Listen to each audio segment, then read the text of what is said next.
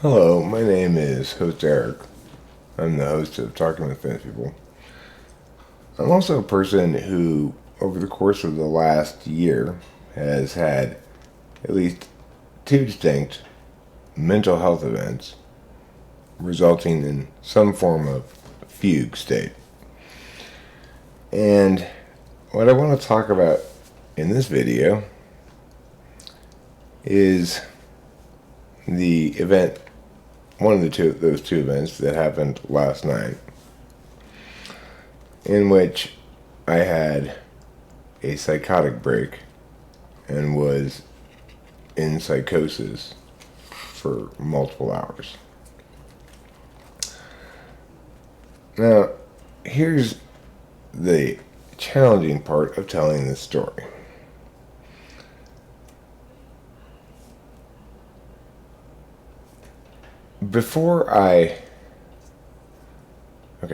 So this was a drug-induced psychosis. It was induced by, apparently, a combination of Vyvanse at twice the maximum daily dose, but 12 hours back away from taking them, and half an ounce of mushrooms. One might, and it's been a while since I've taken mushrooms, one might well posit that instead of having a psychotic break, as I'm saying, that I simply had a drug trip gone wrong. In fact, it's difficult for even Rachel to shake that frame of reference. As we were talking recently, before she went to talk to her sister about this, and she said, mushrooms are so unpredictable. Well, this video is to attempt to explain what happened to me last night for my own sake, for anybody who was watching and was appropriately concerned, and to get it out of my system somewhat so that when I live stream later, I'm not just going around in circles about this topic. So basically, here's what happened. As indicated, I took the Vyvanses and the mushrooms. In between was a 12-hour trip to Oakland and back, including a 3-hour-long day game, in which we sat in the sun in the Oakland Coliseum. 5-hour return car trip because it was just a traffic nightmare all the way back from Oakland. A lot of SE stress on me, a lot of doing stress, a lot of SI stress, a lot of being sitting in the car for too long, whatever. The SE stress came especially in the driving back because I got a stick shift, so I got to be paying attention and doing and shifting gears constantly because it's like stop and go all the way back. When I returned home, having patiently waited to take the mushrooms, in other words, I would normally, in the past, I would have eaten them an hour before I got home and figured, whatever, I'll just be tripping while, beginning the trip while I'm driving. I could drive on mushrooms just fine. This is the thing. Even though this was a drug-induced psychosis, that event last night was not an example of the unpredictability of mushrooms or of me having a really hard mushroom trip. And that's the claim that's difficult for me to substantiate to other people because the only empirics I have are still relying on subjective data.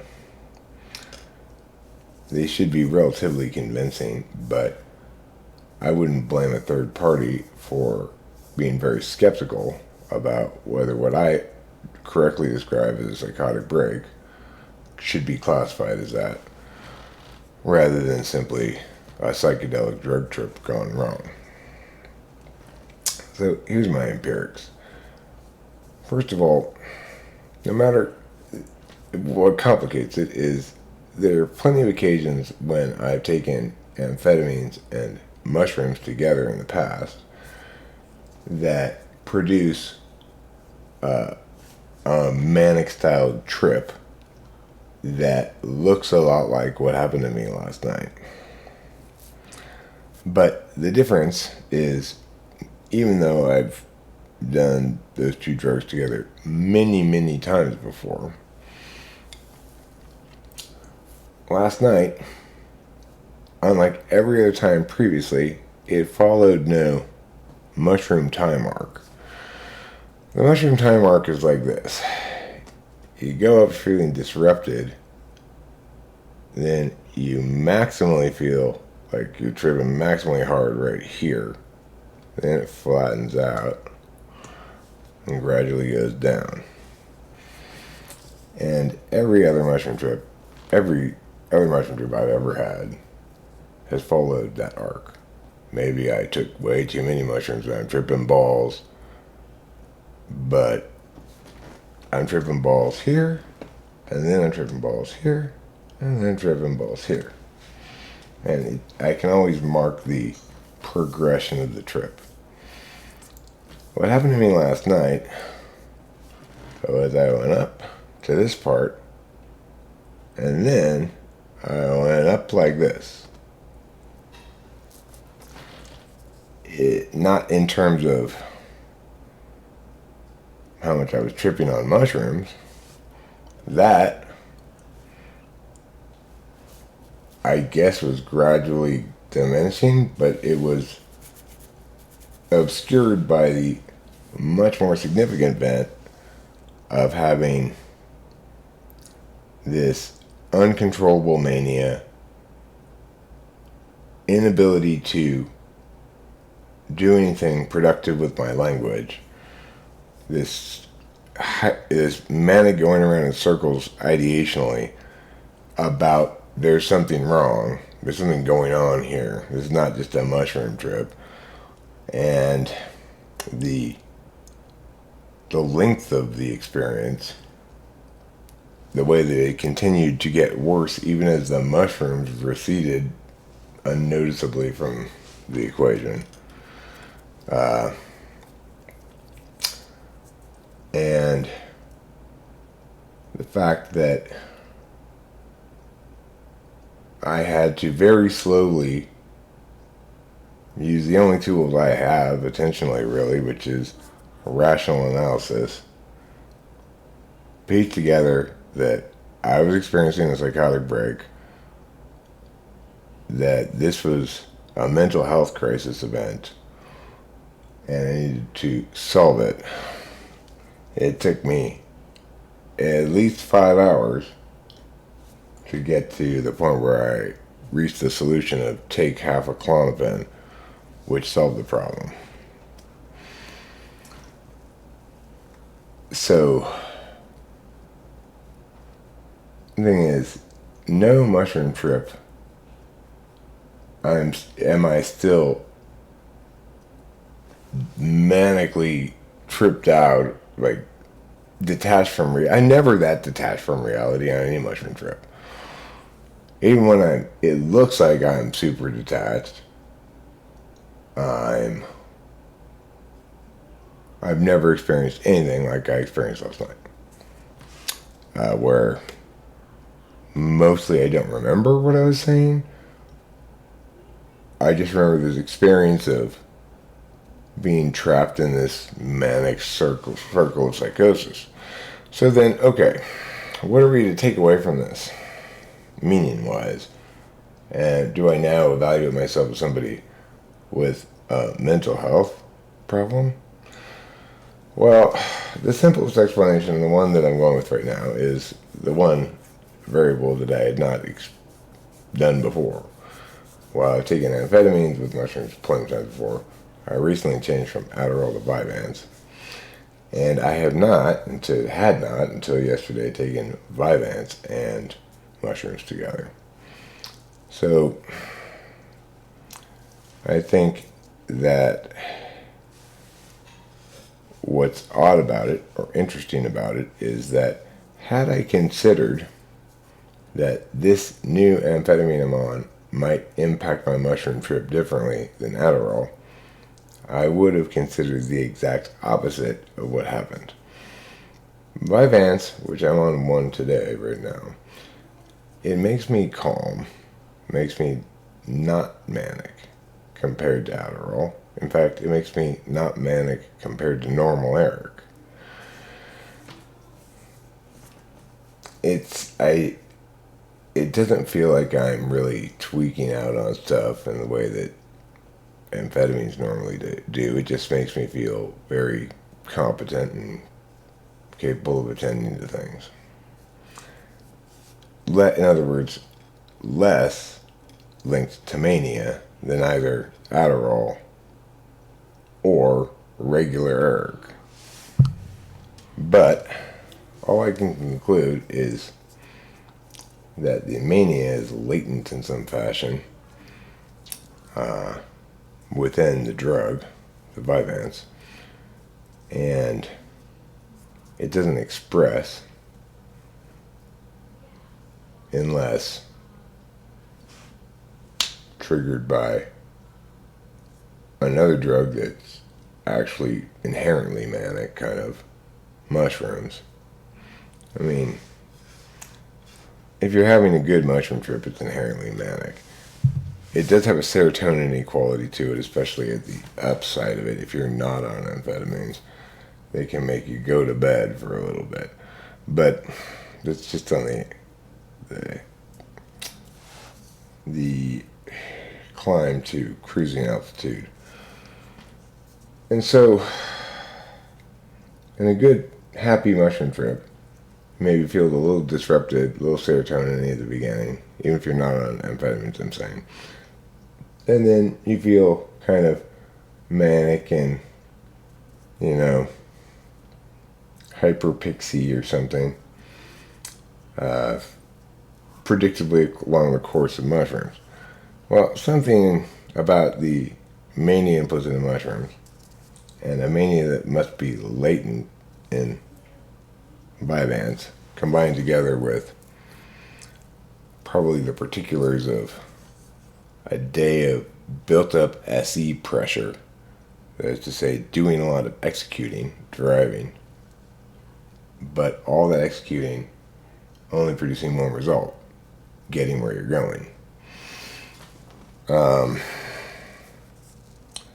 And my SI obliviousness, which I can thank the Vyvanse for, I was pretty good about keeping this pillow behind my neck so my neck can get super sore.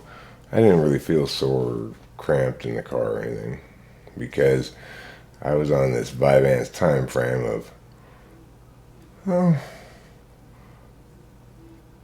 3 hours feels like 1 hour, Regardless, some combination of both particulars and the two substances and the amounts.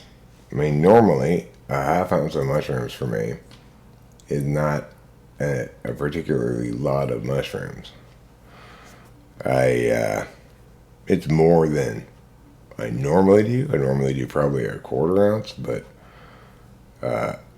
it's within my normal range of amounts of mushrooms that I do. I've never tried that kind of mushroom before. It was very clean tasting tea. They may or may not have been powerful mushrooms. In that regard, mushrooms are unpredictable. But my point ultimately is this isn't about a mushroom trip. It's about a psychotic break. And part of the problem is I was being outside, loud, and offended, angered, alarmed, concerned the neighbors. So that's a challenging thing to try to go fix because my position is I have limited culpability because it was an unforeseeable psychotic break, while I have some culpability because it was obviously drug induced and my actions were the catalyst for causing it to happen. from a decision-making perspective, I didn't make any poor decisions based on the knowledge I had to predict things from. On the other hand, it's pretty clear that I'm more culpable for my mental health crisis event than, say, Rachel when she went off her medication a long time ago and had a full-blown psychotic break that lasted a lot longer than mine. So, and resulted in hospitalization. The thing is, she's less culpable for that, although the impacts may be more splashy. It's very easy to understand, especially now that she's been correctly medicated and she's perfectly sane, how she was not responsible for her behavior when that was happening. With me, the question of culpability is more complicated because it was induced by my behavior. Nevertheless, whatever liability there may be, it can't be moral liability because I couldn't reasonably be expected to have anticipated that outcome. Anyhow, for those of you who were watching the stream, if I offended you in any way, or if you were concerned, I'm sorry. I'm not sorry. I regret that happened. I understand that you were correct to be concerned, alarmed, possibly offended, whatever, and that I was not in a right state of mind. And in fact, that stretched a little bit all the way through until I finally did sleep. I got Rachel into bed with me and seek solace in her company because I feel ontologically wounded. And slept for about 4 hours and I woke up and I felt perfectly sane again. You know. I'm sure I'll talk about this more, but I just wanted to make this video because that's the first time anything like that has ever happened to me. The other fugue state I had in the last year was after my dad died. I had a panic attack when I thought, probably mostly irrationally. I mean, well, definitely irrationally in retrospect, but that my failure to emotionally attend properly to my aunt was going to result in her following my dad's footsteps. It threw me into a panic attack and a fugue state. That fugue state was very different than what happened last night. That fugue state was like being in molasses. I couldn't do anything with that I was trying to do, or even think about it or say words about it without like stuttering and everything being as slow as you can imagine. It took me so many attempts to back out of the driveway and go somewhere. It was the opposite of mania. Now, mania is equally, the kind of manic psychosis I had last night is equally crippling in your capacity to do things. That's why it took me like 5 hours to figure out I should take half a Klonopin, which, if I was in anything close to half of a right mind, should have been my very first thought. I already know the impacts of Klonopin on mushrooms.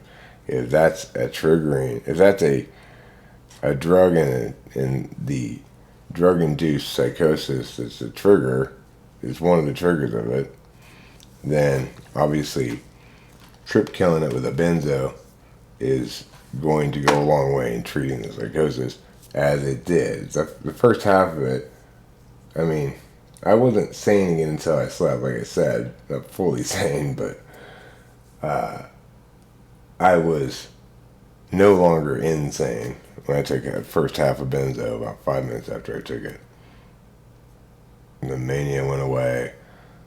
The inability to connect thoughts to a purposeful conclusion went away.